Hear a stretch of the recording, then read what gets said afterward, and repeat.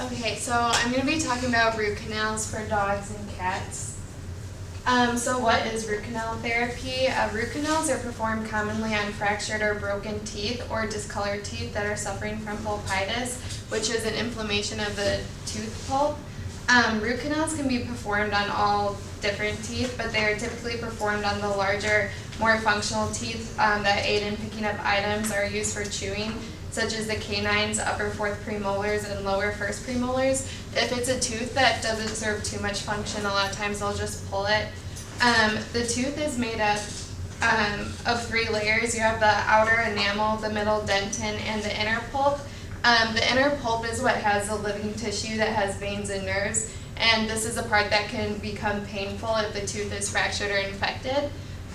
Root canals allow the tooth to be saved by removing that inner pulp and replacing it with dental materials, and then a hard composite layer is put on the tooth for protection after.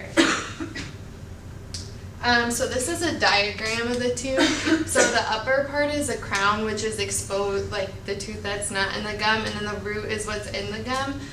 So the 3 layers were the enamel, the dentin, and then the pulp. And then here you can see a dog that's fractured its tooth, and this dark line, that is actually the pulp of the tooth. And then here, the picture on the left is before the root canal, and then here is after a root canal, just the difference in how the tooth will look. And then if you aren't familiar with anatomy, the front teeth, those are the incisors, and then the longer teeth are canines, and then your premolars, and then your molars. Now, could you go back to that one? Yeah. I just want to see what people know of anatomy. If this was a cow, how would this be different? They don't have front teeth, or jaw on the front. Well, there's no upper incisors. They have a dental pad. It's kind of amazing. If you look in the sheep or a cow's mouth, there's no upper incisors across the top, which is amazing if you're not familiar with it. Okay, sorry, Victoria. So then the procedure steps for a root canal. The first one is taking dental x-rays, and they usually just do this before, during, and after the root canal because it's essential for diagnostic reasons. The second step is giving some type of pain medication, which is usually a local anesthetic. The third step is doing the pulp canal access, and they do this by drilling a small hole in the crown of the tooth.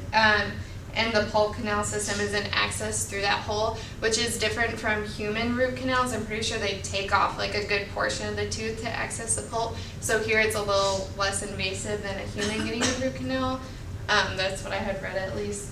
The fourth step is the canals are cleaned and then shaped with the hand or engine-driven rotary files.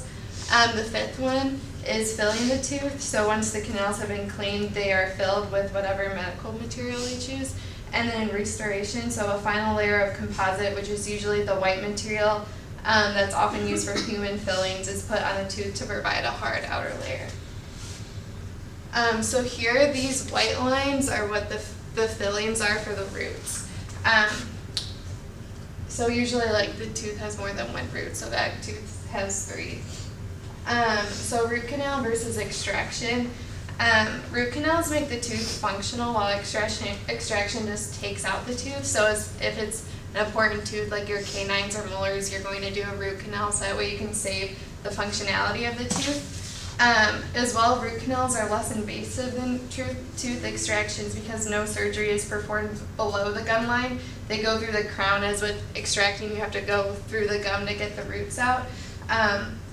And like I said, a small opening is made above the gum line, while extractions, the roots have to be taken out. So since root canals are less invasive, the pain following the procedure is less than getting the tooth pulled, and you can actually resume with normal eating and drinking as soon as you have your root canal finished. And again, since the root canals preserve the tooth is still functional.